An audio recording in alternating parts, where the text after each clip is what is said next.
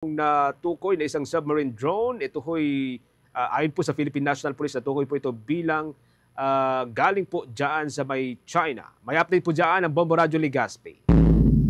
Nadiskubre ang isang pinaniniwalaang Chinese submarine drone sa karagatang sakop ng San Pascual, Masbate. Ayon kay Police Regional Office Bicol Director Brigadier General Andre Dizon na sa naging panayam ng Bombo Radio Legazpi na natagpuan ng dalawang mangingisda sa laot ang naturang drone, kaya agad na ipinagbigay alam sa mga kinauukulan na isinalarawan ng opisyal na tila isang rocket na may dalawang palikpikang naturang bagay na batid na mayroon itong markings na HY-119 at ayon sa open source research na isa itong underwater navigation and communication system ng China. Ayon kay Dizon, nakabilang sa mga pangunahing gamit ng device ay ang underwater surveillance, oceanographic research, naval operations at maaari ring magamit bilang anti-detection device.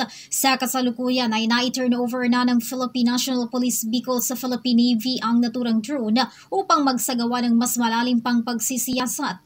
Samantala, nagpaalala naman ang opisyal sa publiko na agad na ipagbigay alam sa mga otoridad kung mayroong makikitang kaparehong mga kahina-hinalang mga kagamitan upang agad na maimbestigahan.